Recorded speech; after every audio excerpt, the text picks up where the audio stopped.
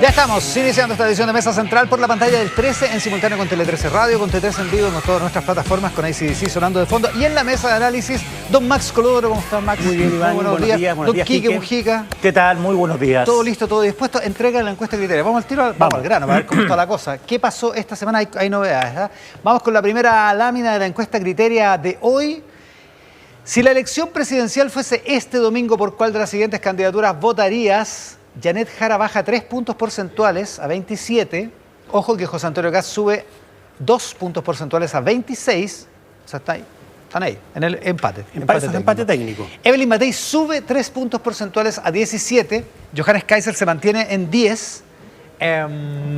Después Franco Parisi, que en una entrevista de hoy día en la tercera dice que tiene 18 puntos, pero el criterio dice que tiene 8.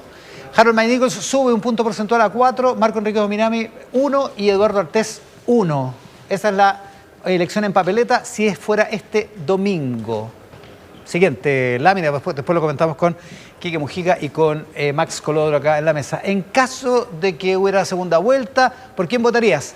José Antonio Kast, 47 contra Janet Jara, 36, 17 nulos o blancos, apreciable diferencia en ese caso. Matei, 41, Janet Jara, 34, 25 nulos o blancos en ese caso. Franco Parisi con Janet Jara, 35 Jara, 34 Parisi. Esto era al revés la semana pasada. 31 Parisi, 35 Janet Jara, 34 nulos o blancos. Y si fuera Johannes Kaiser con Janet Jara a la segunda vuelta, la cosa sería 37 para Jara, 35 para Johannes Kaiser, 28 para nulos o blancos. No son buenas noticias para Franco Parisi esta encuesta. Siguiente lámina de la encuesta criteria de hoy. ¿Quién crees que va a ser el próximo presidente? Esto no es quién te gustaría que fuera, no es adhesión política, es tu percepción respecto de quién va a ganar.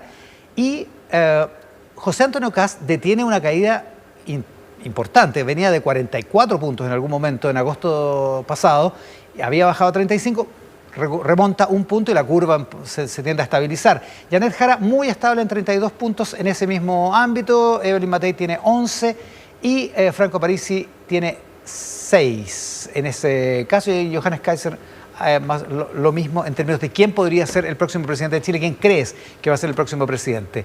Siguiente lámina de la encuesta criteria, esta es la última que tiene que ver con las presidenciales. Si las elecciones fueran este domingo, ¿cuál frase representa mejor tu posición? Lo más probable es que vote por este candidato. Evelyn Matei tiene 24 puntos en este y sube 2 desde la última semana. José Antonio Kast, 33, sube a 34. De 8 a 10, Harold May Nichols. De 33 a 32, Janet Jara. Y así sucesivamente. Nunca votaría por este candidato, que es lo más relevante en este asunto. Evelyn Matei tiene 40, José Antonio Kast 45, Harold May Nichols 50, Janet Jara 56, igual que Johannes Kaiser, Franco Parisi 57, Marco Enrique Dominami 68. Nunca votaría por este candidato. Y Eduardo Artés 76, son números muy, muy grandes. Mala noticia para Parisi y números muy grandes para Marco Enrique Dominami, Max. Sí. Estoy de acuerdo. Para empezar a analizar esta parte de la presidencial, nos quedan 2 láminas sobre Bachelet. Y lo de Janet Jara sigue siendo probablemente el principal problema, es decir, casi un 60% no considera la posibilidad de apoyarla. Claro. Y yo creo que ahí está. Yo creo que es difícil, 56, difícil mover eso. Es difícil 56, mover eso, ¿ah? 56 y está, hace 2 semanas era 57, digamos. Sí. Ese es el punto. No, digo que es difícil mover eso a prácticamente 40 días de la elección. Hay un rechazo alto, porque cuando uno dice nunca votaría, es que de verdad tenés una aversión profunda. Una animadversión, un encono. Claro, no. Oye, y el otro dato interesante que encuentro, que es buena noticia para Matei, porque en 14 de septiembre Matei estaba a 16 puntos de Jara y a 14 de José Antonio Kast. ¿Ya? ¿Y ahora? Está a 9 de Kast y a 10 de Jara. Claro. Entonces, en el consolidado, igual está lejos, ¿ah? Pero ha mejorado. Ha mejorado la posición relativa. Ya, las últimas 2 láminas de criteria sobre la candidatura de Michelle Bachelet a Naciones Unidas. Percepción de la candidatura. ¿Crees que la candidatura de Bachelet como secretaria general de la ONU es más bien positivo para el país? 45% piensa que sí. Más bien negativa para el país, 33% piensa. No sé, un 22%. Y si se desglosa, Un 83% de la gente que se identifica con la izquierda piensa que es positivo, un 56% piensa, de la gente de centro piensa que es positivo, y en la derecha apenas un 24% piensa que es positivo, un 35% entre los que no están identificados. Los independientes, un 35%, es un número bien extraño. Es raro, ¿sí? Sí. Que los independientes, la gente más apolítica, no respalde es raro que la apenas candidatura de 35. Bachelet. Fíjate que en las encuestas que he visto de Cifra y otras más que no me acuerdo, hay una percepción no muy positiva de la ONU entre los chilenos. Bueno, pues por diversas razones. Esa es la lámina que nos falta, que también puede explicar ese 35%. Claro. Opinión sobre Naciones Unidas. Este es el tema favorito de Johannes Kaiser. ¿Qué opinión tiene de la Organización de Naciones Unidas? Pregunta cerrada. Buena o muy buena, 29%. Regular, 40%. Mala o muy mala, 31%. Pues, o sea, entre buena y mala está parejo. O sea, confirma la otra encuesta. Regular y mala sube a 71%. Pero mira, la gente de izquierda, el 47% piensa que es buena o muy buena la ONU. O sea, no es mayoritaria. En el centro un 28% y en la derecha un 19%. O sea, y entre los no identificados apenas un 28% piensa que es buena o muy buena la Organización de Naciones Unidas. Y lo que te muestra esta encuesta es que el tema de la elección de Michelle Bachelet está muy cruzado por la variable política interna. Sí, ¿no? Claramente. Sí, porque es distinto. Sí. La pregunta es, ¿qué opina usted de la candidatura de Michelle Bachelet? Creo que saldrían números distintos si preguntaran, ¿usted le gustaría que el próximo secretario general de la ONU fuese chileno o chilena? Claro. Quizá ahí saldría mejor, pero está muy marcado por la elección. Por las elecciones y por lo que fue la promulgación, o sea, la presentación de la candidatura por parte de Gabriel Boric en la Asamblea General. Totalmente. Vamos a seguir con estos temas, son los temas de la semana. Solo una cosa, hoy se cumplen 37 años del plebiscito del 5 de octubre del 88. Todos votamos acá, ¿no? Todos votamos. Todos votamos. Yo alcancé justo. Cumplí 18. Sí. El más joven de la mesa. Me inscribí. Como joven el Quique. Me inscribí para votar. Me inscribí para votar. Yo me fui a inscribir apenas abrieron los registros electorales. Yo también, en Manuel Montt, y había Providencia. Y había una disquisición política en esa época sobre si uno se tenía que inscribir o no. Sí. Pero sí, yo me fui a inscribir. Confiaba en que... De hecho, el acusado amarillo ahora. Claro. Sí. El PC llamó muy al final, en junio del 88, a inscribirse y a votar a una elección que era 3 meses después. Claro. Exactamente. Lo curioso de todo esto es que no hay... Yo no vi en la pauta, a lo mejor yo me lo perdí, pero no vi que el gobierno fuera a decir nada sobre esto, el presidente no ha tuiteado sobre esto. Y ni siquiera los partidos de la exconcertación. Y tampoco los partidos de la que pueden estar muy preocupados de la elección, de la campaña, pues sí, a un silencio elocuente. Pero no deja de ser significativo. ¿Cuántos años se cumplen? 37. 37. Bueno, buena parte del Frente Amplio no había nacido. El presidente... Justito. Un poquito antes. Claro. Sí, pues, es verdad. Hay un tema etario que es importante. Sí. Pero son los silencios también, el silencio del gobierno frente... El otro día se cumplió un aniversario de la muerte de Pablo Neruda, pero no. Pablo Neruda es como una mala palabra. Es raro. Es impresionante, es muy impresionante.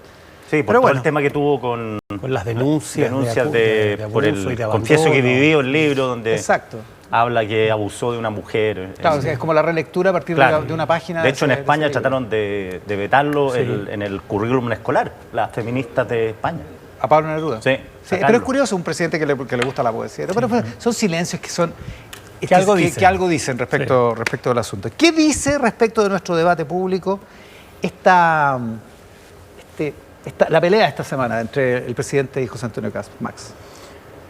Yo creo que el presidente cometió un error. Yo creo que el presidente buscó golpear a Kast pensando que efectivamente esta crítica en el contexto de la cadena nacional podía hacerle mella, podía de alguna manera ayudar a la candidatura oficialista, cuando en realidad era bien evidente que iba a terminar siendo más bien lo contrario, iba a relevar a José Antonio Kast, lo iba a poner en un nivel de debate junto con el presidente, iba a dejar un poco fuera de juego al resto de las candidaturas. O sea, el republicano estaba bien molesto el miércoles en la mañana y el martes en la noche, te digo, pero igual deben haber sacado alguna cuenta buena de respuesta. Bueno, y es cosa de mirarla, molestarse y sacar una cuenta positiva. Una cuenta positiva. O sea, lo que muestra la encuesta es que más bien ayuda a Kast aparentemente que lo complica. No, y hay un dato que no graficamos en la encuesta Criteria. La encuesta Criteria empezó a circular después de que la mostramos ya. La aprobación del presidente subió 3 puntos porcentuales en esta semana. Claro. De 31 a 34. Claro, yo creo que lo que ocurrió esta semana de alguna manera polariza entre el presidente y Kast y deja al resto de los actores un poco fuera de juego, pero yo no sé si el presidente planifica estas cosas, las diseña, si son finalmente... el diseño político real. Claro, o si son más bien cosas que se le ocurren a él y que las sacan más en el momento. Sí, lo que es una buena pregunta. Sí, la Oye, tercera... un dato, perdona, solo, ¿sí? No sé si hay correlación en esto, pero el presidente sube 3 puntos de 31 a 34 y Jara baja 3 puntos. No sé si hay correlación entre una cosa y la otra, pero algo así, porque Jara salió damnificada del asunto. Quique. Sí, dice en el reportaje hoy día La Tercera de Juan Andrés Quesada y Francisco Artázar, dice Boric versus Kast, y hay una parte del reporteo que hicieron los periodistas, dice, desde el oficialismo señalan en privado que el presidente buscó provocar, volviendo a jugar al límite y logró su objetivo, o sea, cuentas alegres. Su acción descolocó al número 1 en la encuesta y lo puso al centro de la discusión en momentos que algunos lo tildaban de pato cojo.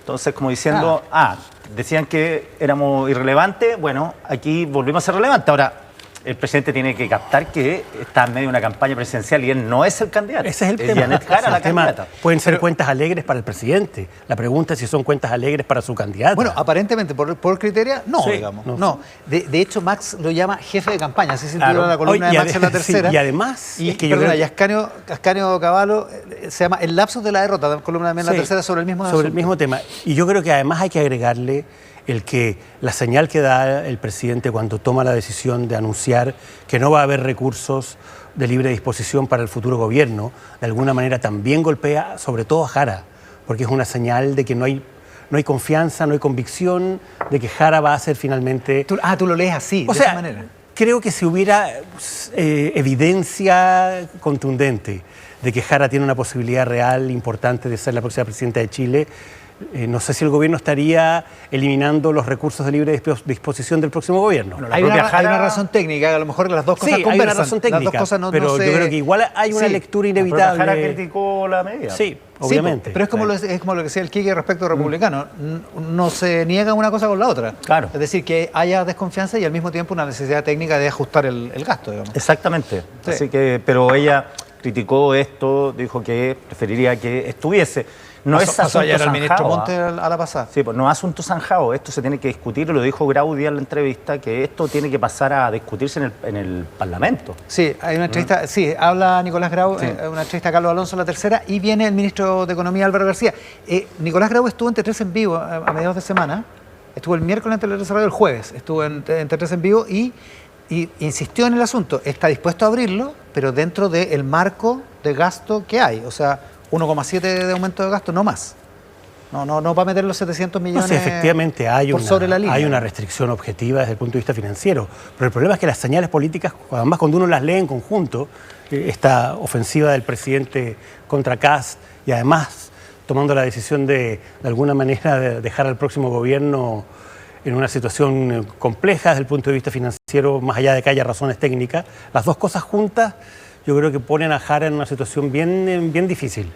Ahora, es interesante cómo se da la discusión y cómo se termina ordenando, porque habla el presidente el martes, por supuesto que no fue improvisado, o sea, porque José Antonio Kast reaccionó al día siguiente diciendo yo no sé si estaba improvisando o leyendo el teleprompter, pero era evidente que, o sea, por último, si hubiera sido una improvisación, pasaron 6 horas entre que se grabó el discurso y que se emitió, digamos. Además, así que como que da habría lo habido mismo. tiempo. Como que da lo mismo, ¿no? Sí, lo importante es lo que dijo. Lo importante es lo que dijo, exactamente.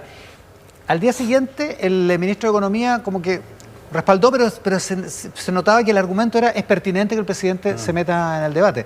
Pero después de eso hemos visto una seguidilla de ministros, José Antonio Kast reclamó por eso, porque los ministros estaban muy metidos en esto y hoy día Nicolás Grau insiste sobre el punto. Esto no solo es pertinente, sino que es la defensa que el gobierno tiene que hacer. Bueno, como que es todo el gobierno el que está detrás No de les queda otra tampoco. Ahora, o omiten era que no. o aplauden. El problema es que sienta un precedente complicado hacia adelante. O sea, el día de mañana queda libre disposición de los presidentes el usar cadenas nacionales para participar en campañas presidenciales, para poder dar la opinión respecto a temas que son parte de una controversia electoral.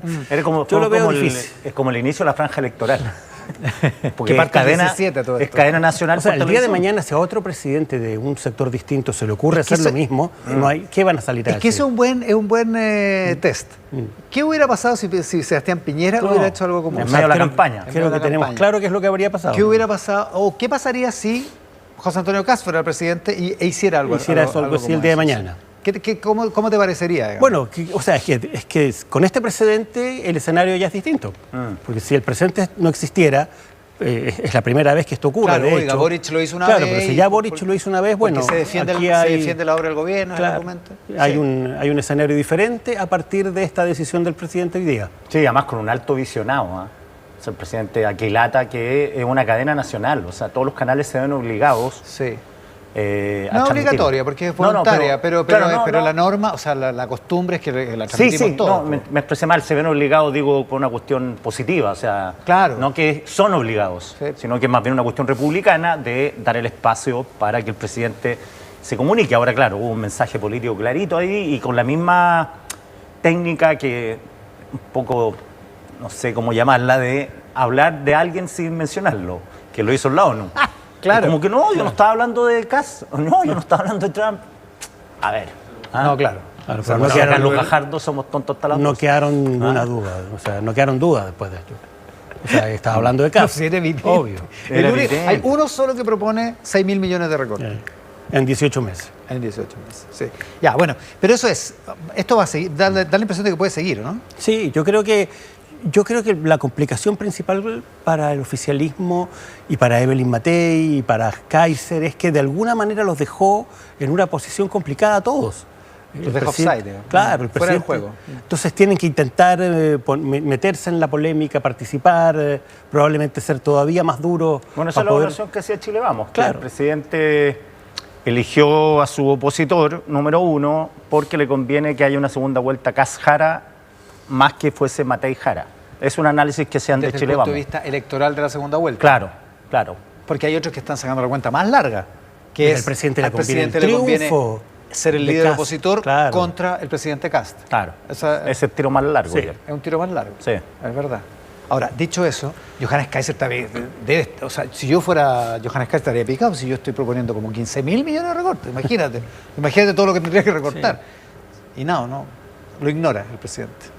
Sí, es que yo creo que la señal que da el presidente es que aquí hay una alternativa, que es la alternativa de reemplazo al actual gobierno, esa alternativa es José Antonio Kast, y en una de esas hasta me conviene que sea José Antonio Kast el próximo presidente, porque eso de alguna manera pone al escenario político en un cuadro de polarización, que es lo que Que es el más sector de la funcional para el izquierda, presidente. En el fondo, claro, es más título- funcional claro, para el sector de Al la izquierda. expresidente Boric es más funcional. Claro, digamos. El título de la canción al final es mi villano favorito.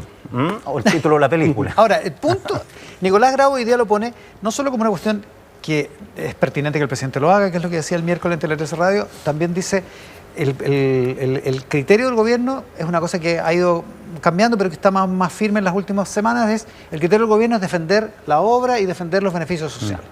Eso, y entonces pone la pregunta, en vez de responder con violencia, es mejor que aclare de dónde va a recortar los 6.000 millones, cosa que también es un déficit de republicanos, Sin duda. que no ha explicado convincentemente el Y asunto. aquí bailan al mismo ritmo Grau y Briones. Claro. Desde Chile Vamos diciéndole, a ver, dígame, ¿de dónde van a sacar los 6.000 millones? Grau repite el argumento que dio Briones. A ver, este es el momento, en la discusión de este presupuesto, que Republicanos diga cómo lo van a hacer con los 6.000 millones. O sea, que vocen ahí en esta discusión. Claro. Lo mismo dice Grau ahora. Queremos que en esta discusión es un momento pertinente para decir de dónde pretenden sacar los 6.000 millones ahora. Claro, porque Briones dijo acá, donde está, paradito ahí donde estaba Max, la semana pasada, que Kast dijo una cosa que no era verdad en el debate, Claro, en el debate de el Chilevisión. tema de la indicación. Que Republicano había presentado una indicación para recortar 5.000 millones. Yo creo que la jugada de republicanos y del candidato es bien arriesgada. O sea, apostar que puede reducir 6.000 millones de gasto en 18 meses y terminar la frase diciendo, si no, pídanme el cargo. Que es lo que dijo en Clapes. Claro, es una cosa Sí. bien osada, arriesgada. Como... Porque, sí, que fue un intercambio con la Sole Neto en, Sí, en esa sí. entrevista que Pídanme el fue cargo, medio, es fue una medio cosa pesado. bien- O sea, fue medio, Claro, medio tenso claro. el Es diálogo. una movida y una jugada bien arriesgada para José Antonio Kast. No solo eso, el domingo pasado, Jorge Quirós, que es su encargado económico, dijo, en realidad el cargo me lo tendrían que pedir a mí, lo cual se entendió como que ya se había nominado ministro de Hacienda, pero bueno, esos son mala gente, Sí. que interpreta Sí. mal las cosas. Aquí en la tercera, en el mismo reportaje que mencionaba, viene una última línea que dice, y no se descarta que haya nuevos golpes, y menciona uno de los que tiene en la mira, Jorge Quirós. No he reporteado eso, pero me quedo dando vueltas. En el artículo de la tercera, claro, sí, termina con eso. Sí, es verdad. Sí. Entonces dice, después de Casquero, no sé qué le van a poder sacar a colación. Bueno, ya le habían sacado, ¿te acuerdas? El haber participado como abogado en algunos temas de colusión. Sí, una columna en haber hecho Guatemala hace como un mes. no como abogado, como economista. Hizo un informe para Francisco Javier Errázuriz. O sea, para la empresa de Errázuriz. Sí, un informe para la empresa Errázuriz respecto del acuerdo Codelco-SQM, de que no hubo licitación. Claro. Pero antes... Daniel Matamala en una columna de la tercera de esa hace como un mes más o menos, ¿no? Era un artículo durísimo porque cita 3 o 4 casos de colusión donde él fue contratado como consultor y donde efectivamente está del lado de las empresas acusadas de colusión, digamos. Claro. Y algunas de ellas condenadas por colusión, digamos. Que es jodido el tema. Sí. O sea, digo, puede ser un tema, ojo, puede ser un tema para José Antonio Cast. O sea, sí. Si instalan la idea que están instalando, que esos 6.000 millones van a venir de planes sociales, se le puede complejizar. Y si se agrega esto otro, de que está del lado de los coludidos, entre comillas, es defensor de los intereses de los coludidos, es un tema complicado también. Es complicado porque hay nombramientos asociados, o sea, está toda la actividad de la Fiscalía Nacional Económica, o sea, es un tema. Es un tema. Ahora, así como el gobierno vio que los republicanos vieron que el presidente los estaba poniendo de igual a igual, a Kast con el presidente, con Boric, del otro lado, yo creo que el gobierno también vio que hay algo en el asunto de los beneficios sociales, digamos, o sea, que algo caló, porque si no insistirían, no apretarían la tecla de nuevo, ¿no?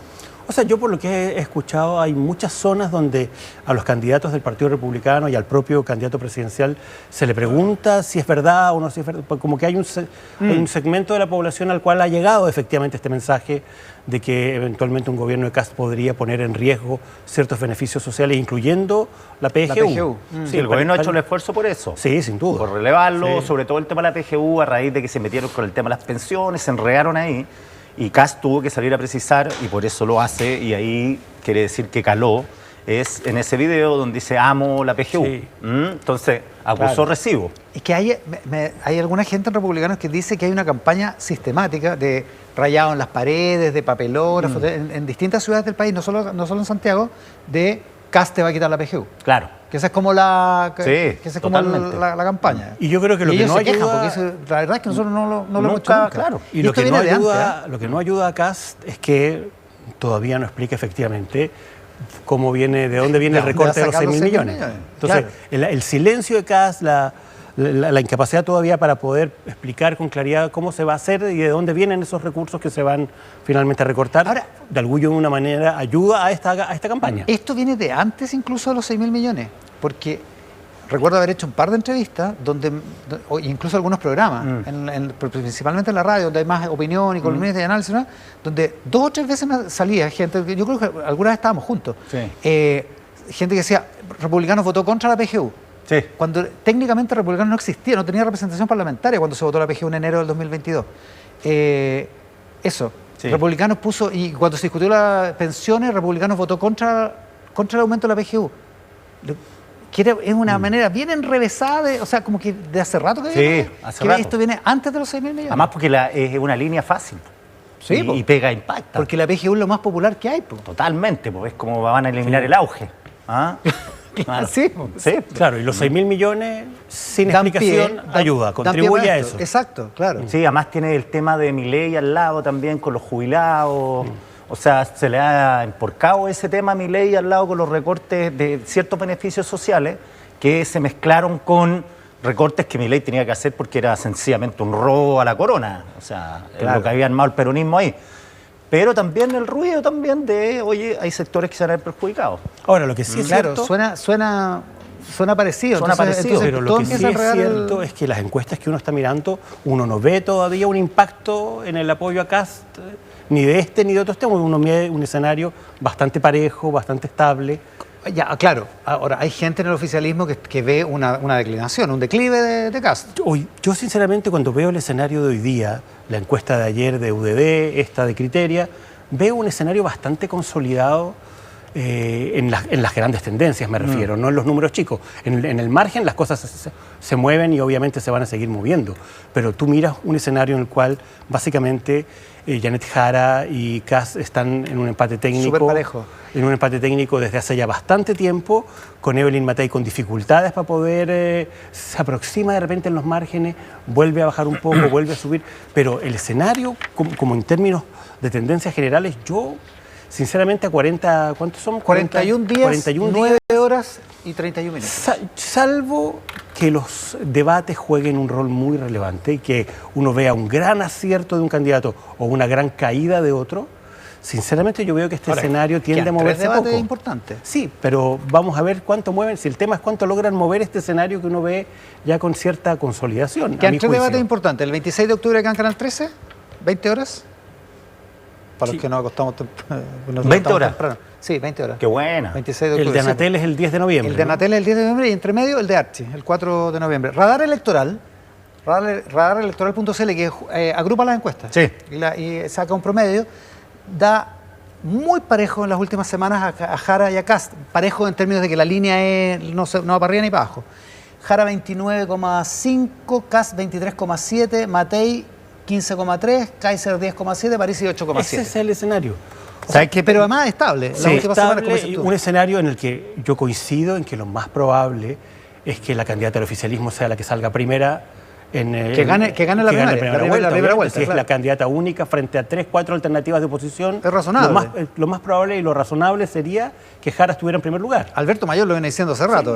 De hecho, le da como ganador en la cosa nuestra. Oye, estaba viendo la encuesta UDP, que la abre por segmentos sociales, en relación a esto de los beneficios sociales. En el segmento C3D gana Jara 27 y segundo Kast 25. O sea, si esos sectores, que son los más beneficiados por el Estado, votan por Kast, es que no ha logrado penetrar aún en los segmentos D y E. C3D y E. C3D, ya eso es como... Clase media y media baja. Eso es como el 60% de los votantes. Mira, en esa encuesta que es mensual... Capaz que más, ¿no? Sí, mira, esa encuesta... Y ese resultado es un empate técnico. Un empate técnico. 27-25 es un empate Y también técnico. gana Kast en los mayores de edad. Jara gana en los menores de 18-29. De 18-29. Jara tiene el mayor y ¿Ya? también... Y mayores de 30 gana Jara. O de 55, de 50 incluso. Y ahí está el tema de la PGU también en ese segmento. Entonces, si caló o no caló, según estos números. Pero fíjate un dato que en mayo de este año, según esta encuesta UDP que es mensual, Evelyn Matei marcaba 20 en el C3 y 18 en el D y en el E. ¿En mayo? De este año, 20 en el C3, 18 en el D y en el E. Eso es Matei. Eso es Matei. ¿Ya? La última encuesta de septiembre, la que lanzaron la semana pasada, perdió 8 puntos en el C3, están 12, y se desplomó en el segmento bajo de E. Está en 5. De 18 a 5. De 18 a 5. Es una Kaiser caída muy fuerte. es la que menos votación tiene de los candidatos opositores en el segmento D y E. Kaiser marca 11 en ese segmento. No te puedo creer. Claro, entonces No, se es mala esa encuesta para desplomó. Matei. O sea, todo ese sector, y esto se produjo entre junio y julio. En un mes, Evelyn Matei bajó de 18 a 9 puntos el segmento D y E. O sea, desplomó y no se pudo recuperar más. Y en ese segmento, Kast tiene un empate técnico con Jara. Con Jara. Entonces, la votación se está perdiendo, Matei está perdiendo la votación en La Pintana, en Cerro Navia, en San Ramón, en Los Espejos. Ahí, efectivamente, en el barrio alto de Santiago le va bien a Matei. Matei gana. Ahí viene, es que ahí viene una pregunta. ¿Y qué pasó en junio y julio? Bueno, ¿Pasó algo? En junio y julio yo lo busqué, o sea, el chat GPT lo buscó. Y entre otras cosas, lo que ocurrió fue la campaña más intensa. No estoy diciendo que sean causalidad o correlación, estoy diciendo lo que pasó. Fue la campaña más intensa de los votos.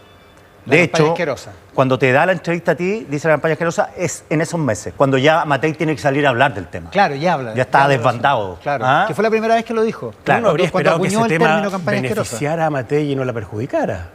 El tema de los bots. Lo que pasa es que...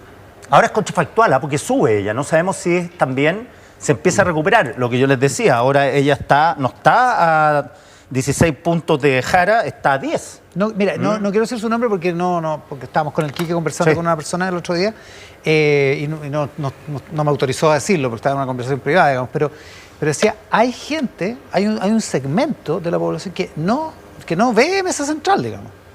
O sea, no ve el análisis que se hace y que uno dice, muy oye, mal sí, hecho. muy mal hecho. Es mentira que tenga alguna enfermedad la candidata. Claro. Es mentira que tenga algún problema de salud mental. De hecho, es una campaña articulada, lo que sea. Pero que no obstante eso, sí ve el video modificado.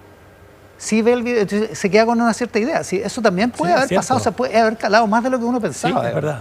Sí, también puede ser. Típico, y el seco de confirmación, pero se desplomó en ese segmento que es el mayoritario y no se ha podido recuperar, y es un segmento difícil de recuperar, porque es un segmento que... El segmento más popular. Claro, digamos. porque el que esté por tiempo, por diversas razones, el que está menos tiempo por informarse. O sea, si se queda con una percepción, no es. Y además se gente informa, que está politizada. además se informa por segmentos cortos, por clips Facebook, cortados en TikTok. por donde circula todo este rumor de los... Claro. Ahora, no estoy diciendo que los bots mataron o quien fuera mataron a Matei. No, pero es puede, parte de la... pero puede haber tenido un puede ser, efecto, digamos. Sí, puede ser, sin no duda. sé. Pero, Raya, para la suma, yo lo que veo es un escenario relativamente consolidado desde hace ya un buen rato y veo cada vez menos tiempo, 41 días ya, y cada vez menos movimientos que puedan anticipar que esto vaya a cambiar significativamente, salvo, como te digo, dejando un espacio y una posibilidad a que los debates puedan jugar un rol. Claro, porque efectivamente... Porque ahí, pueden pero pasar tendría cosas. que haber, como te digo, un gran acierto o una gran caída como para que este escenario se modifique. Sí, otra cosa que lo tenía y se me olvidó decirlo, en junio, julio, gana Jara las primarias. El 29 de junio, Y claro. si tú te fijas, cuando Jara empieza a subir, la curva sube exponencialmente, ¿te Sí, acuerdas? porque Cada rapidísimo, 4 a sube- 30. Exacto, la semana siguiente tenía 20 y tantos puntos. La curva claro. va pegadita a la de Kass. Que empieza a subir también. Y Matei baja. O También, sea, como que la elección de Jara hubiera polarizado la situación. Puede ser. Tampoco tengo la evidencia empírica, pero coincide, si uno ve radar electoral, la Es que yo curva, creo la curva es clarita. Yo creo que ese efecto es un efecto objetivo. Efectivamente, Jara polarizó un escenario de competencia con Carolina Toá. Yo creo que era mucho más favorable para Matei. Claro. Era otro escenario, era un escenario Era otra campaña, era con otra lógica, más moderada, más constructiva, un poco en función de lo que fueron los grandes conglomerados que fueron parte de la transición, la centroderecha tradicional, la centroizquierda tradicional. El Jara de alguna manera mostró que estamos en un... confirmó la polarización. Claro, y del era, una otro campaña lado, distinta, era la campaña para la que estábamos preparados. Claro, y del Porque otro todos pensamos lado... que todavía iba a ganar la Claro, primaria. del otro lado eso también inevitablemente, efecto espejo, reforzó al candidato que estaba más a la derecha. Claro, porque el 6 del 7 del 2025... 6 de julio, una semana después de la primaria. Ya, Jara ya está en 30. Claro, sí subió el tiro. Casi Sí. Matei están prácticamente empatados en 20. Y de ahí se desploma Matei Matei empieza a bajar y casi empieza hasta a subir. agosto, que ya se... Ahora, lo que sí es interesante es que Jara, que tiene la coalición más grande desde la historia, desde el retorno a la democracia, desde la democracia cristiana hasta el Partido Comunista, todavía no llega, en la inmensa mayoría de las encuestas al menos que estamos viendo, al 38% del apruebo. En ninguna. No, es verdad. Claro. O sea, todavía hay un segmento que estuvo en el apruebo que no está con que no Jara. está decidido. Sí. Y puede ser por la izquierda o por la derecha Sí. de Sí. esa coalición. O sea, puede haber un mundo de izquierda que no está... En mi opinión, el mundo de Jadwe. ese era el techo de Jara, el 38 del apruebo. Al menos en primera vuelta. Segunda vuelta efectivamente iba a sumar más. Pero todavía está lejos, Lo que pasa es que no ahí- llega sí, es curioso. En al el comando- 38. Toda la En el, razón. en el comando de Jara, la apuesta es que en una segunda vuelta con Kass va a votar gente contra Kass. Sí, obvio. Y eso no por Jara. O sea, sino que- es lo que pasó el 2021. claro. Entonces eso va a movilizar y va a poder romper la barrera del 30 que menciona Max, que está pegada ahí. Entonces ahí se van a sumar gente de todo tipo que va a votar contra Kass. Y por eso le gusta más Pero Kass. tienes a un 60% del país diciéndote que en ningún escenario vota por Jara. Ahora, Claro, Votando contra Jara también. Los candidatos opositores, Claro. no digo de derecha, opositores, porque hay una majamama ahí, todos siempre han sumado 60. O sea, en la encuesta que acabamos de ver, el voto de rechazo a Kass no llega al 50, pero el de Jara está cercano al 60. Claro, y eso así no eso, se gana. sin y duda. Matei tiene mucho menos rechazo. Mucho La pregunta menos, es, mucho menos. esto ya para la próxima semana, Claro. se nos acabó el tiempo, pero la pregunta es, ¿qué va a hacer Matei en estos 40 días? Porque tiene que ir con tiene que ir por cast y tiene que hacer cosas muy distintas a las que ha estado haciendo porque le queda poco tiempo y todavía la brecha que la separa de Cast y de Jara es una brecha muy importante. apreciable. Oye, lo último. Cortito, no, es que estoy cruzado con el caso Tocornal. Sí, hoy día hay un artículo estupendo en de María José Gutiérrez. De la María José Gutiérrez. Estupendo Excelente. en el Diario Financiero. Y unas cartas en el Mercurio bien conmovedoras. Sí, 2 cartas muy buenas. Yo creo que, mira, Tocornal lo mataron 2 veces. Lo mató el Estado chileno y lo mató después el cáncer. El cáncer no habla, pero el Estado chileno yo creo que tiene que pronunciarse respecto de esa investigación. Está revisando los archivos. Está pendiente un recurso de reposición. Eso es lo que estaba esperando él, pero se murió. Estaba revisando los archivos y cómo en ese tiempo los fiscales daban por hecho que Tocornal era un abusador, el servicio médico legal elaboró los informes, yo seguí ese caso en ese tiempo. Sí, pues. Y me quedo con lo que la declaración del hijo, cortito, porque de verdad que uno tiene hijos.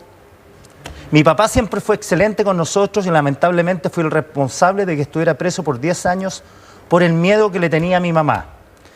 Tengo la esperanza de que se haga justicia para poder vivir junto a mi papá en paz, esperando que mi hermano se una para poder armar esa familia que siempre merecimos tener. Eso ya no ocurrió. Murió de cáncer. Impresionante. Sí. Impresionante. El libro de Jorge Tocornal es buenísimo, es un libro seco, duro, no es un libro entretenido, es un libro rudísimo en describir su experiencia y en describir todos los argumentos que él daba y que lo hicieron absolutamente creíble su versión. Y hay una entrevista en TLRC Radio, la alcanzó a dar cuando él estaba enfermo, él me contó cuando vino a dar la entrevista. Que tenía el tumor en la cabeza. Que tenía el tumor en la cabeza, pero estaba muy optimista de lo que iba a pasar. Y por el artículo del DF Más hoy día me di cuenta que muy poquito después, un par de meses después, empezó a declinar muy severamente. Pero está en TLRCradio.cl en una entrevista con Jorge Tocornal, que es muy conmovedor. El Estado chileno la justicia le debe una explicación. Sí. Se pronuncie. No puede pasar que una persona estuvo 10 años presa, lo mataron, muerto en vida, y nadie ha dicho nada. Es cierto. Sí, está en la Corte Suprema eso. Quique Mujica, Max Colodro, muy buen recuerdo, Quique, gracias. Sí. Max Colodro, muy buenos días. Muchas gracias por compartir esta parte del domingo aquí en Mesa Central. En el estudio, Cristóbal Uneus, director de Data Science de Anholster, que viene hoy día con chapita.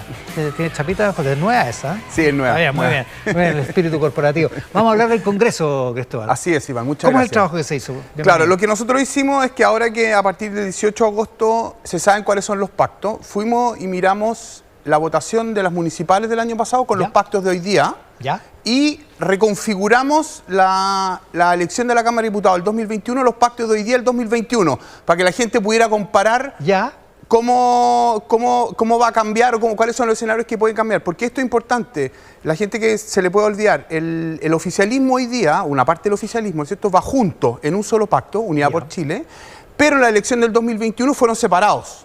Entonces yo tengo que reconfigurar los pactos, decir cuántos diputados eligieron para que cuando ahora vean el 16 de noviembre cuántos eligieron, puedan comparar, subieron, bajaron o se mantuvieron. Pero metodológicamente hablando, ¿es cuántos eligieron, aunque iban separados o si hubieran ido juntos? No, ¿cuántos eligieron? ¿Cuántos eligieron? Ya. Claro, entonces tú sabes, eligieron tanto, ahora tanto, subieron o bajaron. Vamos a ver la comparación. A ver, la Cámara de Diputados, ¿cómo quedaría en marzo del 2026? Ahí está, la proyección de diputados 2025, 155 en total, esto pasa el 16 de noviembre.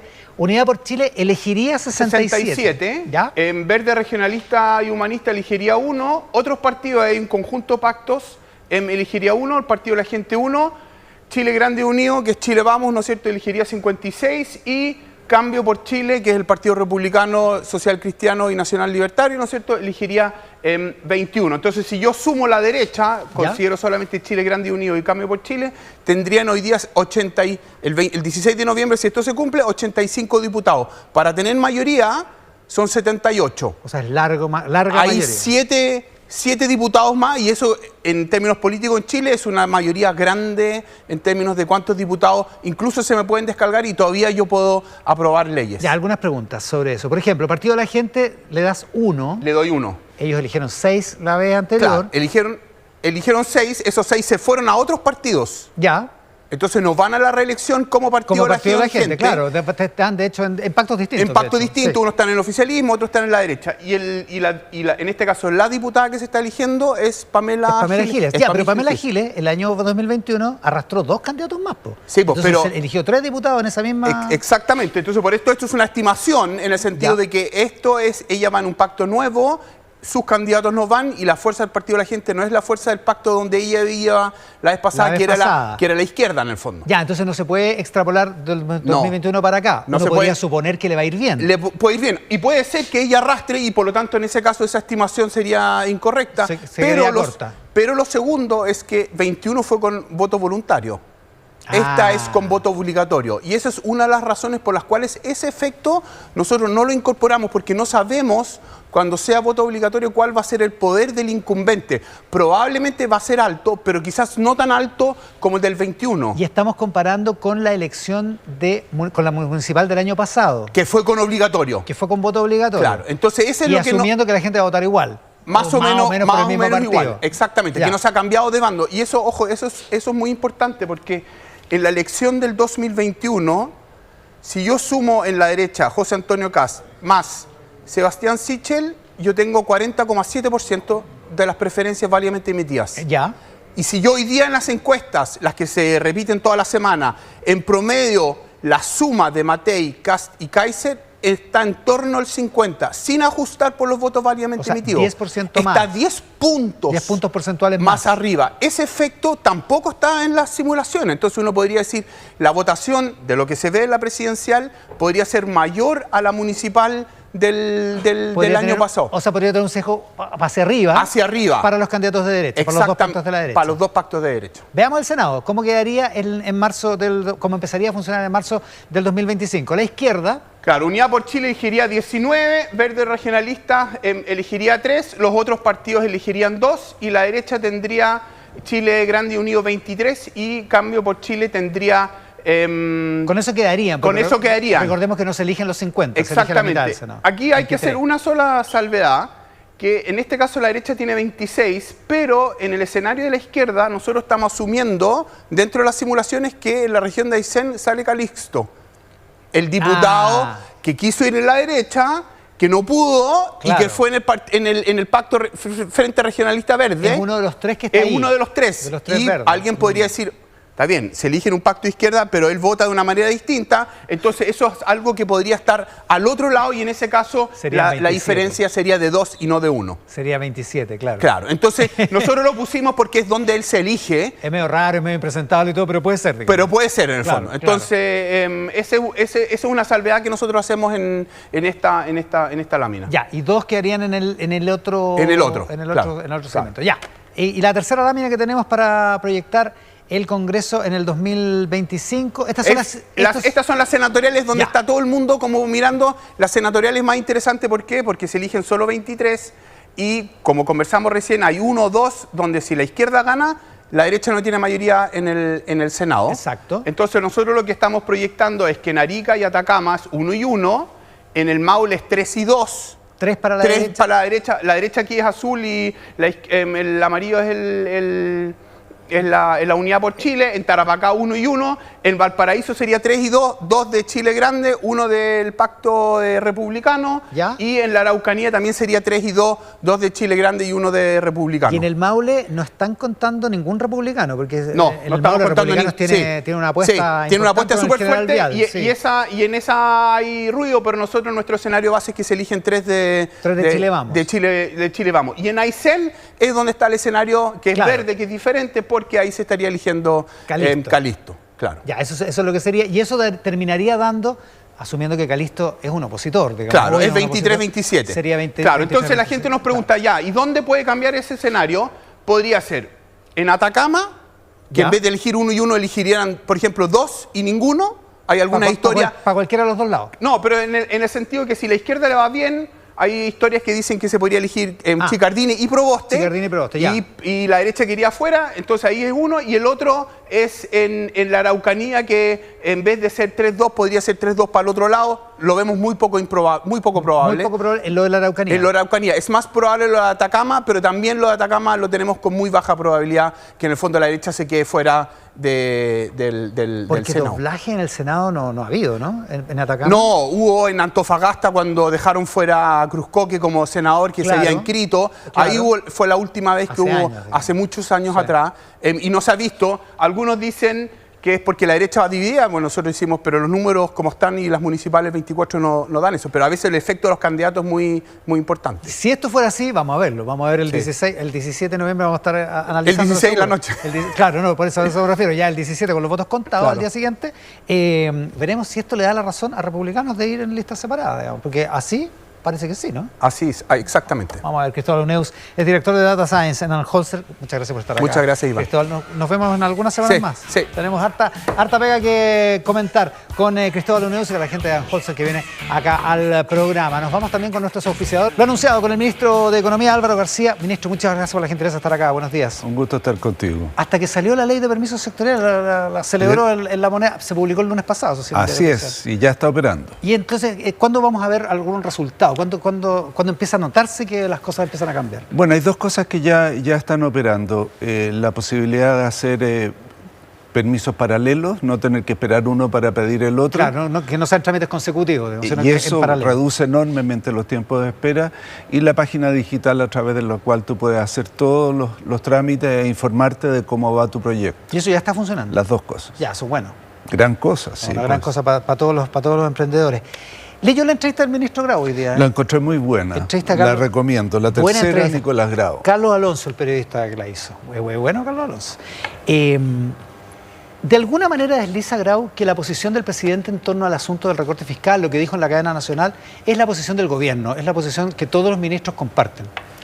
Yo diría que es la conversación que tiene Chile en este momento. Sin lugar a duda, en el terreno económico lo más importante que se está discutiendo es la ley de presupuesto. Todos los candidatos presidenciales han señalado lo ajustado que es el presupuesto fiscal. La mayoría han propuesto reducciones en el gasto fiscal y por lo tanto es natural preguntarse cómo van a ocurrir esas reducciones en el gasto. Ya, o sea, hay que hacerse la pregunta. La pregunta está viva y en el Congreso todos los días de la semana. No, sin duda, la tramitación, por supuesto. ¿Usted esperaría que Republicanos hiciera una indicación presentando una propuesta de recorte? Tiene la clarísima oportunidad de hacerlo. Si tienen alguna confianza en que van a ganar las elecciones y quieren reducir el gasto fiscal en 6.000 millones de pesos, esta es la oportunidad. 6.000 millones de dólares. De dólares, sí. Perdón. Sí. Esta es la oportunidad de demostrar cómo lo van a hacer. ¿Usted lo ve posible? ¿O cree que como el presidente que no es posible? Bueno, yo no solo como el presidente, prácticamente todos los analistas económicos han señalado la enorme dificultad de hacerlo. Hoy día leí al expresidente del Consejo Fiscal señalar que 6.000 millones de pesos era imposible, donde había un 92% de gasto comprometido por leyes o por los tribunales o para financiar la seguridad y la justicia. Eso ya de por sí imposibilita hacerlo. Claro, porque hay cosas que no se pueden hacer porque contravendrían la ley, digamos. Exactamente. En ese sentido. Ahora, dicho eso, ¿es un problema de responsabilidad fiscal o también es un problema político para el gobierno que gane lo que el presidente llamaba la ultraderecha en la cadena nacional? El gobierno está preocupado de gobernar. Esa es nuestra tarea. El presidente lo ha señalado en múltiples ocasiones, nos lo ha dicho a nosotros los ministros hasta el último día. Nuestra pega es hacer la pega del gobierno. Ahí está nuestra atención. Eso es lo principal. Absolutamente. No preocuparse del resultado de la elección, digamos. Por supuesto, a cada uno nos importa. Es natural que así sea, pero a lo que estamos dedicados es a gobernar bien. Ahora, dicho eso, hablemos de responsabilidad fiscal, digamos, usted que es un economista con tanta experiencia. Janet Jara dice, por ejemplo, que ella no va a bajar los impuestos porque necesita los recursos para su programa, pero que tampoco va a hacer recorte fiscal, dice Luis Eduardo Escobar, su jefe económico. No hay recorte en el programa de Jara, lo que deja la situación para un gobierno de Jara en una dimensión, en un parangón bien estrecho en términos de movilidad fiscal, porque no hay plata en la práctica. Efectivamente, la situación fiscal es muy estrecha. Si la economía chilena sigue creciendo al ritmo que lo está haciendo, entre 2,5% y 3%, mi cálculo es que el gasto fiscal puede crecer entre 1,5% y 1,7% al año. O sea, que es lo que está proponiendo el gobierno ahora, ¿no? Que es exactamente lo que el gobierno está proponiendo en este momento y por lo tanto se ajusta a la estrechez fiscal que el país tiene. Ahora, a ese ritmo, claro, el gasto tiene que crecer menos que la economía, digamos. Así es. Para poder hacerlo. Exactamente. ¿Qué piensa usted cuando Luis Eduardo Escobar dice no sería un problema si la deuda llega a 50%, que después de que ha habido un cálculo de 45% hecho por el Consejo Fiscal Autónomo, o sea, donde hay una cierta tradición hace años, digamos, respecto de ese número, ¿no? Es una de las innovaciones, además, que este gobierno hizo, ponerse la meta de no superar el 45%. Yo creo que es muy saludable que así ocurra porque hemos visto que Chile es un país que se ve afectado por muchas crisis, ya sea por su dependencia de la situación del cobre, por crisis producto de desastres naturales.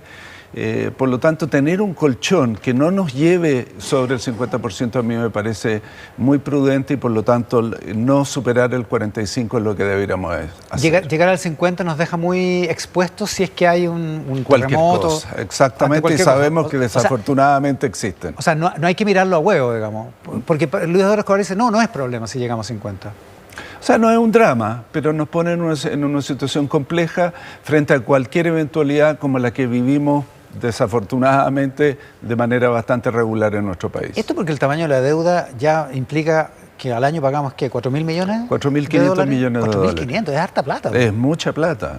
Es mucha plata, por lo tanto empezar a reducir eso es muy importante. Eso sería deseable. Sin lugar a dudas. ¿Cómo lo hizo los gobiernos de la concertación? ¿Cómo lo hicieron? Solo con el crecimiento. Claro, bueno, cuando se crece más es más fácil atender este problema. Bueno, claro. Y tuvimos algunos años de muy buenos precios del cobre, lo que nos permitió ahorrar una enorme cantidad de recursos. Porque ahí la tentación podría haber sido gastar la plata, digamos.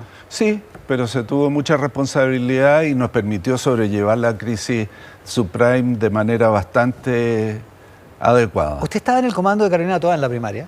Y desde ese comando se criticaba mucho este asunto de la demanda interna que proponía el programa de primarias de Janet Jara, una idea que ella abandonó. Pero aparentemente en la izquierda hay una mirada que podría definirse como antimercado. Lo decía la candidata el otro día en un programa en TVN, decía, los sueldos no están en UF, por lo tanto no todas las cosas pueden estar en UF, y entonces hay que limitar, hay que meterse en ese mercado, que es meterse en un lugar donde hasta ahora ha operado la libertad, digamos, que es que la gente, determinados servicios se pueden poner en UF, digamos. ¿Qué piensa usted de eso? A ver, yo creo que la operación del mercado no está en duda por nadie en Chile. Es un dato de la realidad y el desafío es cómo operan bien los mercados. Digamos. ¿Perdón? A menos que uno sea Eduardo Artés. Bueno, pero, sí, pero claro, aparte de eso... Pero digamos el 99 y tanto % de los electores están en esta posición. La UEF ha cumplido un rol muy importante en frenar las expectativas inflacionarias y a mí no me cabe duda que es conveniente mantenerlo. Buscar que se adecúe el alza en las remuneraciones con el pago de ciertas deudas, bueno, puede ser, pero no pasa porque se elimine la UEF o se limite en los contratos. Pasa quizás porque los ciertos contratos tengan un reajuste anual también, al igual que los salarios. ¿O sea, usted lo ve más inútil que heterodoxo, por decirlo así? Sí, yo no le veo gran utilidad. A esa limitación. Y a propósito, ¿cómo se siente con la candidatura de Janet Jara? Usted que está en la candidatura real. Mira, yo me siento como ministro en este momento, dedicado 100% a esa tarea. Y no, con ministro experimentado, más que no cae en las preguntas capciosas. Ya, o sea, no está... ¿Sabe por qué se lo pregunto? Porque vio que uno que ya no es ministro, que es Mario Marcel, dio una entrevista la semana pasada. La leyó también, ¿no? Sí, la leí y muy adecuado para haber dejado de ser ministro. Claro, puede hacerlo. Ya, o sea, ¿usted no tiene aprensiones? Yo tengo mis preferencias personales, sin lugar a dudas, y las he hecho pública además, pero mi tarea es otra. Va a votar por mis Jara, comentarios, digamos. Sí, claro. Mis comentarios hoy día se refieren a la actividad del gobierno. Ya. ¿Y no tiene aprensiones con el Partido Comunista, como el exministro Marcel? Yo estoy trabajando con gente del Partido Comunista en el Ministerio de Economía, son muy buenos economistas haciendo una gran tarea. ¿Y cuáles son, a propósito, cuáles son los siguientes desafíos? Pues ya hizo permisos sectoriales y quedan un poco menos de 6 meses de gobierno. Bueno, permisos sectoriales tienen una gran tarea pendiente aún, que es hacer todos los reglamentos que permiten la operación de la ley en 2 dimensiones muy importantes. Uno son los proyectos estratégicos, los grandes proyectos que mueven la aguja de la inversión en Chile, donde el proyecto dice que vamos a reducir un 50%. ¿Cómo vamos a hacer eso? ¿Con qué proyecto? resta definirlo, las declaraciones juradas, que otro elemento que va a facilitar enormemente la inversión, también tiene que ser reglamentada en una enorme cantidad de servicios públicos, así que queda tarea pendiente. Janet Jara nos decía, de hecho, en una entrevista en Tele13 Radio, de haber sido hace como 2 o 3 semanas, después de las fiestas patrias, decía que ella iba a impulsar una nueva, una ley de permisos sectoriales 2, por decirlo así, para aumentar, para enfatizar o mejorar aún más lo que se iba a mejorar con esta.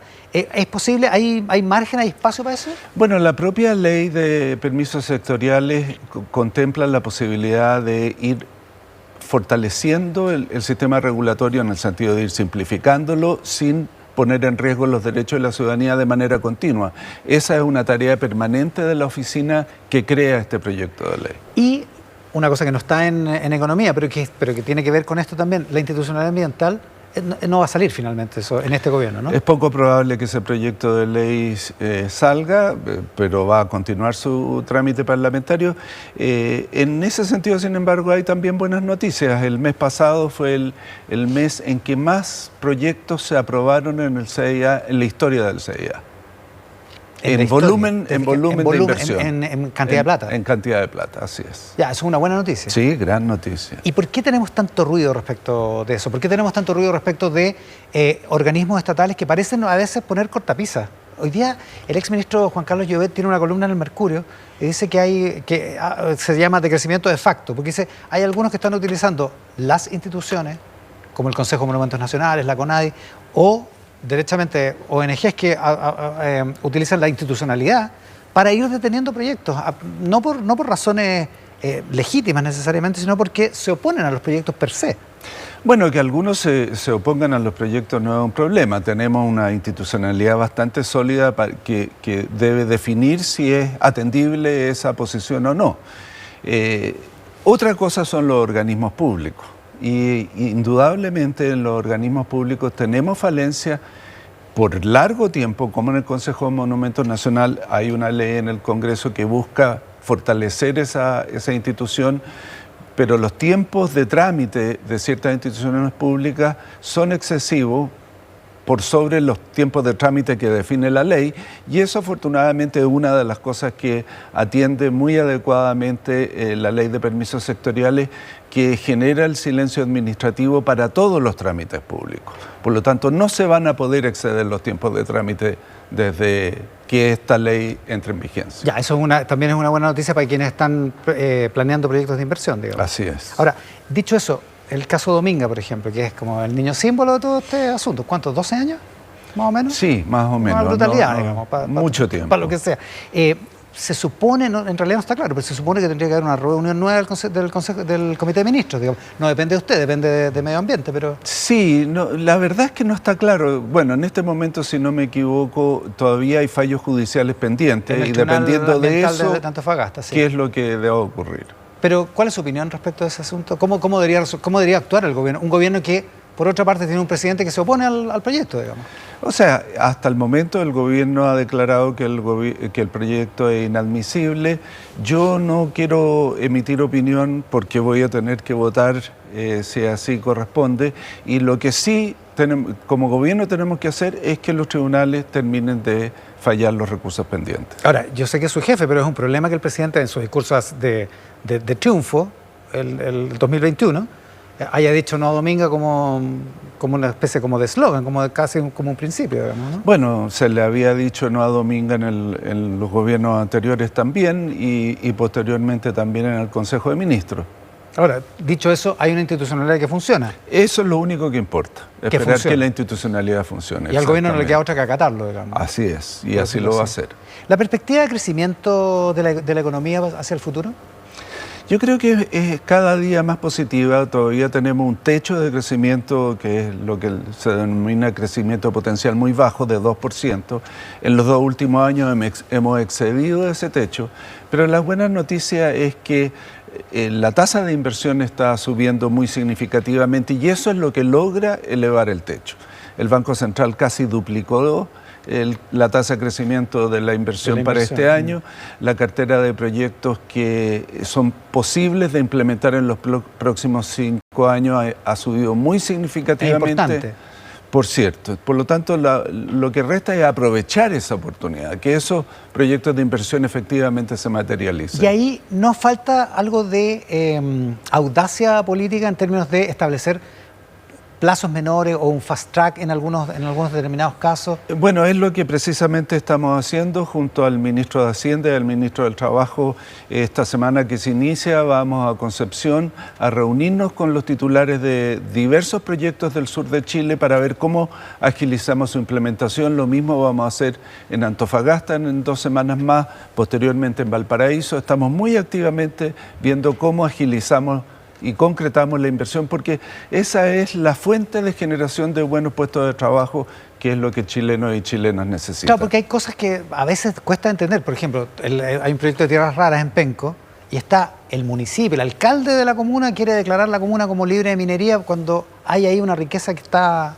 Efectivamente cuesta entenderlo. Yo quiero creer que es falta de información sobre lo que el proyecto implica en términos de intervención del territorio y no apreciar lo que significa para el desarrollo del territorio. Ahora, pero con buena información a lo mejor los convencemos. Hay que mejorar eso, la información. Siempre es bueno tener información transparente, comprensible para la gente. Y en el caso del hidrógeno verde, los proyectos que hay de hidrógeno verde, porque hay proyectos bien grandes que están enorme, ahí y hay algunos enorme. que están en riesgo. Bueno, hay muchas cosas por aclarar todavía en el hidrógeno verde para que sea viable económicamente. Chile es un país extraordinariamente competitivo en esa materia. No hay ningún otro rincón del mundo donde se pueda producir hidrógeno verde más a un menor costo. Pero hay competencias de otros tipos de hidrógeno, incluso algunos que usan el nombre de verde, pero no lo son. Oye, y lo último, el acuerdo de SQM-Codelco, que algunos candidatos presidenciales incluso lo han puesto en duda, si es que no está, la propia Janet Jara, entre otros, si es que no se cierra antes de marzo. ¿Qué es lo que va a pasar con eso? ¿Qué le parece que eso se ha puesto en duda? Bueno, encuentro que es no ver la oportunidad que esto significa para Chile. Ese proyecto, más los otros SEOL que ya se han adjudicado, va a permitir duplicar la producción del litio y por lo tanto traer una enorme cantidad de ingresos y empleo al país. Afortunadamente el acuerdo de SQM-Codelco ya está en la Contraloría y por lo tanto con una grandísima probabilidad va a ser una realidad antes de que termine este gobierno. Sí, pues la consulta indígena terminó, solo falta una cosa con los chinos, digamos, sí, que la aprobación del regulador chino de libre competencia. Y la aprobación por parte de la Contraloría. Y ahí estamos. Y ahí estamos. O sea, antes de marzo. Antes de marzo va a estar operando. Ministro, muchas gracias por la gentileza de estar acá. Un gusto estar aquí. Con el ministro de Economía, Álvaro García, esta mañana acá en Mesa Central. También lo anunciamos con el presidente del Partido Republicano y candidato al Senado por la región de Valparaíso, Arturo Esquella, esta mañana acá en Mesa Central. Arturo, muchas gracias por la gentileza de estar acá. Muchas gracias por la invitación, ¿Cómo va la campaña? Iván. Bien, la campaña intensa. Siempre es muy bueno estar conversando permanentemente en la calle con los vecinos. Te confirman que efectivamente tenemos una tremenda crisis en materia de seguridad pública. O sea, todo lo que te puedas imaginar es poco si es que escuchas los relatos. ¿Eso es lo que le hablan? Cuando es impresionante. Tú llegas a un lugar para hablar de cualquier tema, el otro día para hablar de discapacidad y primera pregunta, seguridad pública, segunda, seguridad pública y tercera, migración ilegal. O sea, por esos son los temas. Es impresionante, mucho más de lo que te imaginas, Iván, de verdad. ¿Y por qué hablamos tanto de recorte fiscal, entonces? Bueno, yo creo que siempre es natural que cuando vas punteando las encuestas o cuando te ven en el fondo como una posibilidad de ganar, me refiero a José Antonio Kast en el gobierno, siempre van a buscar por qué golpearte, de alguna manera cómo tratar de enredarte, cuál es la fórmula para que no siga creciendo, en fin, todas esas cosas. Y en este caso se concentraron en algo que en sí mismo no lo encuentro tan malo, para ser franco, porque lo que se pone en duda o lo que se pone en cuestión y que sale incluso hasta por cadena nacional el presidente de la República cuestionando, es la meta que nosotros nos hemos planteado. Cuando tú entras al debate con los expertos te dicen, mira, en la meta en el fondo fantástico, pero no creo que lo puedan hacer en tan poco tiempo. Claro. O cuál es la forma. Entonces ahí te tratan de enredar con malicia, por supuesto, y con inmoralidad por parte del presidente de la República, porque decirle a una persona... Inmoralidad porque es decirle a un abuelito de 80 y tantos años que existe la posibilidad que uno de los candidatos, si es que llega a ser presidente de la República, le van a quitar de la plata con la que vive. Eso es inmoral, sabiendo que no es así. Por la alusión a la PGU del presidente. Por la alusión a la PGU. Entonces yo creo que... Bueno, y me ¿Usted imagino lo descarta de plano? Pero totalmente, pues sí, hay una regla de oro para... Si gana José Antonio Cast, ¿la PGU no se va a tocar? No se va a tocar y solo van a crecer los beneficios económicos, particularmente para las personas más pobres. Eso es parte del eje por lo cual estamos en política, siempre centrándonos en las personas más vulnerables, las personas más pobres, dentro de los cuales los adultos mayores, por supuesto, que están en el número 1. Ahora, con 2 puntos menos de PIB en el presupuesto fiscal, igual suena raro, suena difícil, digamos. No, está bien, pero en el fondo lo importante es cómo tú te vas planteando las metas. Nosotros tenemos un plan bastante claro. Hay otros, escuchaba en el panel cuando partieron ustedes, que hablaban de cómo lo van a hacer, digamos, bueno, de alguna forma como que le daban crédito que no vamos a tocar los temas sociales, por supuesto, pero así todo... No, porque es lo que han prometido, digamos, sí. Es que me da la impresión que el analista en general como que tiende a subestimar lo que significa el gasto político, como que suena un bolsón que no tiene, digamos, mucho contenido. Solo para que te hagas alguna idea. A ver. Mira, los salarios que dependen del gobierno central, no todo el Estado, el gobierno central suman hoy día más o menos 18.000 millones de dólares, los que dependen de eso. El reajuste del sector público que se aprobó el año pasado, que está en régimen hoy día, o sea, este año y de aquí en adelante, le cuesta a Chile todos los años 1.800 millones de dólares. Si es que tú consideras, por ejemplo, los 100.000 funcionarios adicionales que entraron entre el 2022 al 2024 y tú decidieras sacarlos a ellos, porque en gran medida son funcionarios políticos, son más o menos 3.000 millones de dólares considerando un promedio de salario de 2.500.000, 2.600.000, que es más o menos el supongo promedio. que no está contando esos 3.000 millones de dólares o los va a sacar. Bueno, por supuesto que nosotros vamos a hacer un trabajo muy intenso en revisar quiénes son las personas que están haciendo la pega en los funcionarios públicos y otros que no.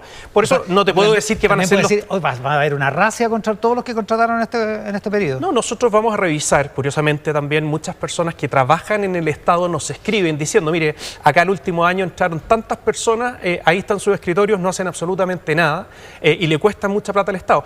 Eso, cuando nosotros lleguemos al gobierno, va a haber, digamos, una instrucción muy clara de identificar quiénes son esas personas que están viviendo a costa de los chilenos y están engrosando, digamos, las cuentas del Estado. ¿Y qué piensa el Partido Republicano cuando el ministro Grau y otros analistas y otros especialistas económicos dicen, ¿por qué no aprovechamos la ley de presupuesto, la discusión de la ley de presupuesto de ahora, que está en curso, para que Republicanos haga una indicación y muestre cómo haría el recorte o presenta una indicación para el recorte? Bueno, nosotros el año pasado ya presentamos, los diputados Agustín Romero y la diputada Sofía Cid presentaron una indicación, que todo esto acá mismo Ignacio hace una semana. Dijo que era mentira. Dijo que era mentira. Bueno, yo le pediría, digamos, que se desmintiera respecto a su afirmación porque efectivamente fue real, la votaron en contra. Está presentada, el diputado Romero lo publicó cuando vio esto de que nos desconocía la presentación y obviamente eso iba al Tesoro Público apuntando a algún grado de flexibilidad para poder hacer, digamos, ese recorte. Lo que nosotros creemos que es fundamental es que no, a propósito del ministro Grau, es que no confundan las cosas. Yo puedo entender que un ministro que hasta hace pocos años pensaba que la economía funcionaba en torno a la planificación que hacía el Estado y que recién viene dándose cuenta, digamos, que para que crezca la economía depende de darle más facilidades a los particulares, digamos, porque me imagino que ahora se habrá dado cuenta, particularmente por su paso por economía, se lo deben haber dicho miles de veces. Está bien que igual tenga una persona con esa ideología detrás, que tenga una visión crítica de lo que significa hacer un ajuste fiscal severo, duro, intenso. Me tocó, durante 8 años que fui parlamentario, discutir la ley de presupuesto. Toda la gente de izquierda siempre apuntaba que era insuficiente. Ya el hecho que hoy día de todos lados estén diciendo que es algo positivo, que haya una mayor responsabilidad, es un punto a favor. Pero eso no significa que el señor Grau que tú tienes ahí en el diario, o que el mismo presidente de la República en cadena nacional, esté aprovechando toda la estructura del gobierno para estar haciendo campaña. Ahora, es curioso porque haciendo como campaña, pero la anticampaña para su candidata, pero pegándole a una de las candidaturas que posiblemente en el fondo pase segunda vuelta y gane la elección. ¿Descartado entonces que vayan a presentar una indicación para hacer un recorte en este ejercicio? Está recién discutiéndose el proyecto de ley de presupuesto. Evidentemente que todas nuestras intervenciones van a apuntar precisamente a tener una mayor responsabilidad fiscal. Hay un equipo que está liderado precisamente por el diputado Romero trabajando en esto. En cada una de las partidas que va a estar en discusión, podría pasar. Precisamente vamos a estar señalando lo que nos parece incorrecto, particularmente resguardando las platas que sí son necesarias. Pero no van a hacer una indicación para recortar 6.000 millones ahora. Es muy probable que se discuta, como lo han tomado como una decisión de campaña por parte del gobierno, que se esté discutiendo permanentemente eso, y eso es algo que nosotros felices vamos a sentarnos a conversar en ese debate. Devolvámonos a lo que reservamos. Esta es la intervención del presidente de la República. Usted dice que es una inmoralidad. ¿No tiene el gobierno derecho a defender su obra, a defender beneficios sociales, a defender por lo que ha gobernado 4 años? Pero por supuesto, si el tema es que no mienta. O sea, ¿cómo es esto? O sea, primero que no utilice recursos públicos. Tú comprenderás que hacer una cadena nacional, que por de pronto las empieza a poner en tela de juicio, pues, porque son voluntarias. Este mismo canal, en el fondo, que transmite esa cadena. Imagínate el día de mañana si es que se repite, digamos, una intervención de ese tipo. Independiente de quién sea, me imagino, los canales no tendrán, digamos, candidatos preferido. No. Pero en el fondo, cuando tú ves que el presidente de la República empieza a aprovechar esa tremenda tribuna para meter, digamos, una idea desde el punto de vista político-electoral, uno dice, chuta, la siguiente cadena, ¿me sumo o no me sumo? O sea, le hace un daño a la institucionalidad enorme. Segundo, es inmoral que efectivamente genere esa duda, no solo en la cadena nacional, sino lo que están haciendo en las calles los candidatos de Janet Jara, los funcionarios públicos en reuniones que están teniendo a lo largo de Chile. Vieran la cantidad de denuncias que me llegan de lo que están haciendo los directores de servicio en reuniones con pobladores, con funcionarios, hay gente republicana hablando que me dijo derechamente ¿Tienen pruebas de eso? Tenemos una serie de denuncias que nosotros, de ahí es en donde nosotros hemos subido un poco el tono precisamente para hacer una advertencia clara al gobierno que no vamos a dejar pasar esto. ¿Y el Cadena Nacional Gate lo van a llevar a la Contraloría, sí o no? Porque Cristian Valenzuela dijo en Tele 13 Radio el miércoles en la mañana, al día siguiente del discurso, que no iban a ir a la Contraloría, que esto era un problema político. Y usted sugirió que sí podían ir a la Contraloría. Es que no hay una contradicción. Evidentemente lo que en términos personales he hecho es llamar una y otra vez a la Contraloría que tome cartas en el asunto en todas las intervenciones. Luego la cadena nacional, bueno, hasta la misma candidata Jara salió a reprocharlo, digamos, como que le quitó el piso al presidente de la República y de todos los sectores políticos, salvo los más fanáticos de izquierda, todos han dicho que no corresponde. Si el tema está en que en algún minuto tienen que parar esto, porque claro, no es que hagan un cheque en favor de una candidatura, pero cuando tú tienes, digamos, a todo el aparataje de la presidencia en función de algo que no fue un exabrupto, sino que estaba escrito, estaba con un teleprompter, varias horas antes. Un diseño, evidentemente. Hay un diseño de hacer daño, y de hacer daño, insisto, no al candidato. Si al final del día, si es que somos agudos, Iván, y me deja entender, uno podría decir, mira, este gobierno lo ha hecho tan mal que fijar a José Antonio Kast como el contrario a Boric casi que nos favorece, por supuesto, pero da mucha rabia que sea a costa de meterle miedo a las personas más pobres de Chile, a los más indefensos particularmente, que dependen de la pensión garantizada universal. Ahora, usted citaba a Ignacio Briones, otros portavoces económicos de Matei también han criticado el recorte fiscal, dicen que es imposible lo que propone la candidatura de José Antonio Kast, lo hace el gobierno también. ¿Cómo se puede gobernar en esas condiciones, digamos? Porque hay una buena parte de los votos, de la representación del país que pone en duda una medida que es fundamental para el programa de republicano. Lo que hace Briones y otras personas es distinto, porque en el fondo ellos no te van a tratar de aprovechar esto para engañar a las personas, sino que lo ponen desde el punto de vista técnico en duda que lo logremos hacer en 18 meses. Y eso, bueno, es súper debatible, discutible, es parte, digamos, de la esencia. Nosotros, particularmente José Antonio Kast, dijo cuando partimos hablando de la candidatura presidencial, las metas van a ser duras, intensas, difíciles, particularmente para quienes han gobernado y no han logrado sacar adelante las tareas más importantes del país.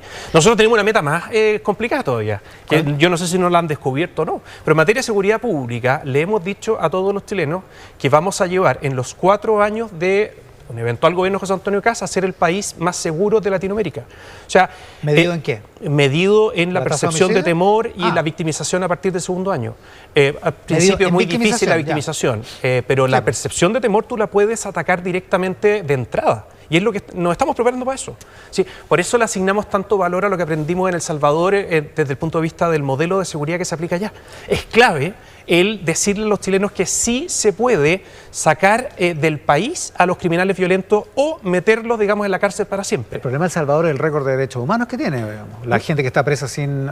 Y nosotros vamos a tomar a la vista precisamente la mano dura que han tenido y la organización que tuvieron para perseguir a las directivas, dirigencias de las organizaciones criminales. Pero sin violar el Estado de Derecho, supongo. Pero evidentemente, pues si todo esto tú lo necesitas... Es una garantía porque el debido usted proceso... me dice El Salvador y yo digo, tomar presa a la gente por un tatuaje... Eso no es así. Lo que nosotros vamos a replicar, de hecho ya está en la legislación y lo vamos a acentuar, es que creemos que el solo hecho de formar parte de una banda criminal ya es un delito en sí mismo. Lo que hicieron ellos, que desde el punto de vista penal o criminal tú podrás discutirlo doctrinariamente, pero nosotros creemos de qué es lo que hay que hacer acá, es cuál es la pena que le vas a asignar a eso.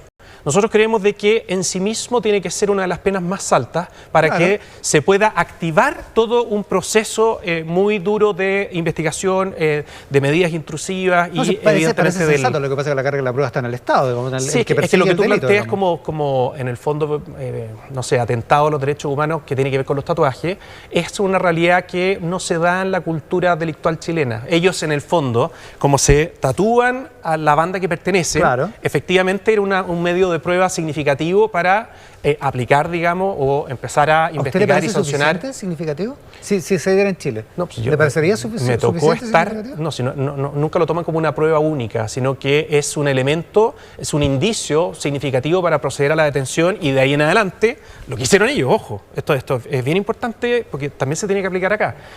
Tú tienes que estudiar muy bien cuáles son las organizaciones criminales y tienes que tener la determinación para que cuando ya los tienes identificados dónde están, tú a través de un estado de excepción intervienes y los capturas. Y de ahí no salen más. ¿A través de un estado de excepción? Sí, si es que es necesario, por supuesto, para resguardar a las personas que viven en ese lugar, acotado en el tiempo, por supuesto, muy específico. O sea, incluso puede ser por horas, con tal, digamos, de primero blindar jurídicamente a las policías y en el caso que sea necesario las Fuerzas Armadas que acompañan a las policías. ¿Estado de sitio que pudiera permitir la detención? Los estados de excepción nosotros tenemos varios. Uno de ellos es el estado de sitio para los casos más extremos. Estoy pensando en detención sin orden judicial, digamos. No, si tú puedes detener evidentemente hoy día sin estado de excepción a una persona... en flagrancia. Pero lógico, y cuando estás investigando... Pero esto no estamos hablando de flagrancia. Estamos hablando de flagrancia. Pues si tú formas parte de una organización criminal y tú ya tienes incorporado dentro de tu catálogo de delitos el que es un delito el formar parte, flagrancia.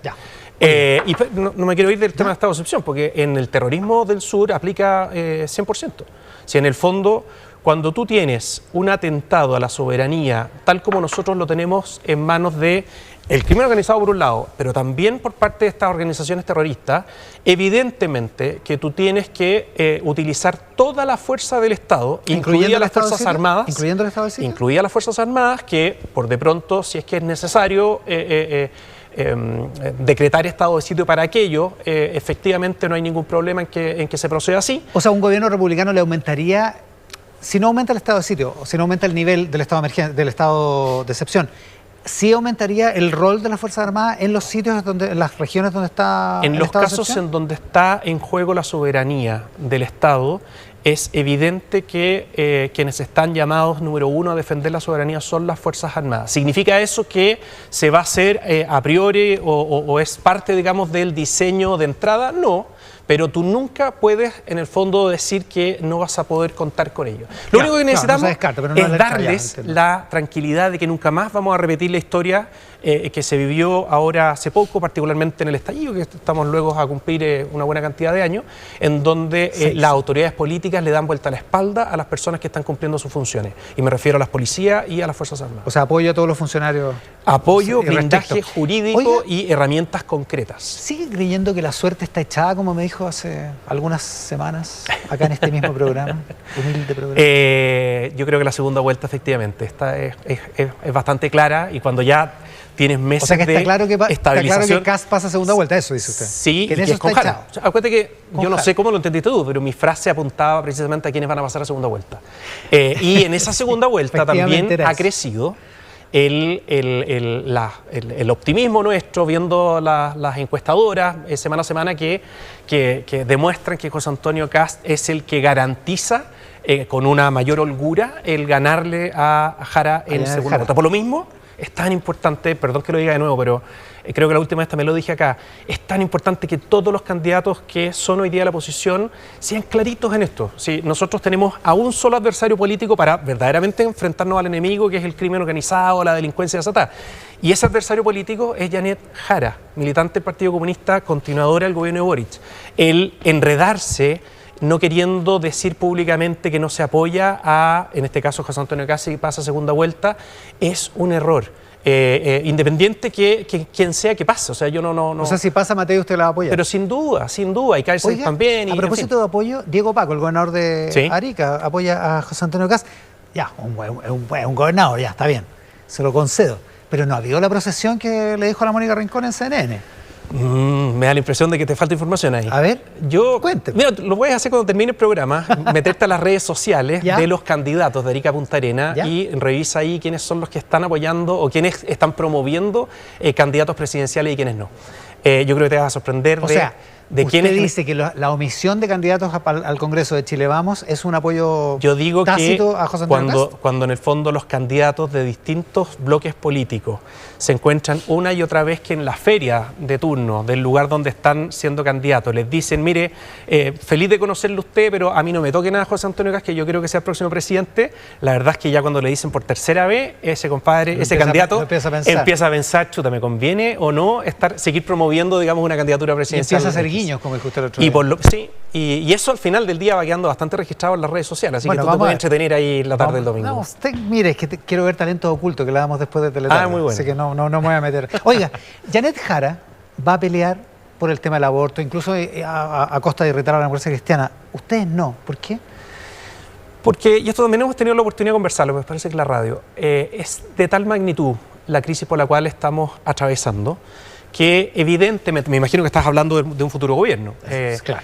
No, incluso de la campaña. No, es que en la campaña puede sonar bastante monotemático, pero si hay algo que los chilenos están esperando que se resuelva y lo que quieren escuchar de las personas que apuntan a ser candidatos a presidente es cómo vamos a resolver el tema de la inseguridad que se vive en todos los rincones del país. ¿No hay una parte de la base de José Antonio Kast que querría una definición más clara, más contundente respecto al tema del aborto? O sea, ellos son los primeros en decirnos de que lo importante es precisamente, descartando cualquier posibilidad de que uno tuviera, digamos, un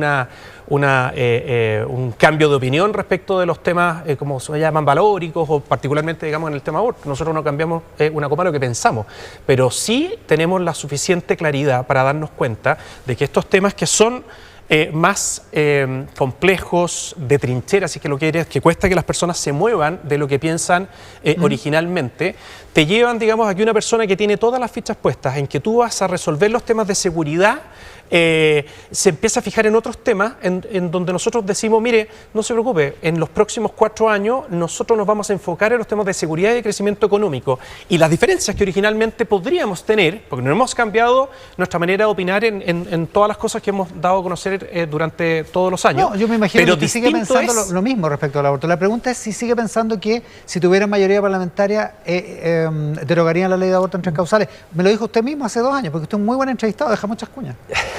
Yo lo que te comenté el otro día precisamente es que está en la magnitud de la crisis por la cual estamos atravesando, que cualquier pretensión que uno tenga de lado a lado, las personas que promueven el aborto libre, en fin, y las personas que quieren derogar la ley de 3 causales y qué sé yo, tienen que entender la magnitud de la crisis por la cual estamos atravesando. Y no va a ser tema, no va a estar sobre la mesa de parte, digamos, del Ejecutivo, por supuesto.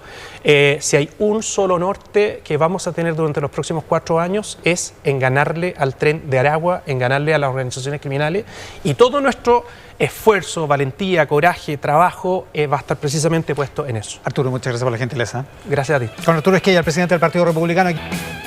La 1:01 nos vamos de esta edición de Mesa Central por el 13, en simultáneo con Tele13 en vivo y con Tele13 Radio. Los dejamos con Nilce Silva y la edición de Tele13 Tarde, y luego Talentos Ocultos, peliculón para la tarde del domingo. Muchas gracias por estar ahí.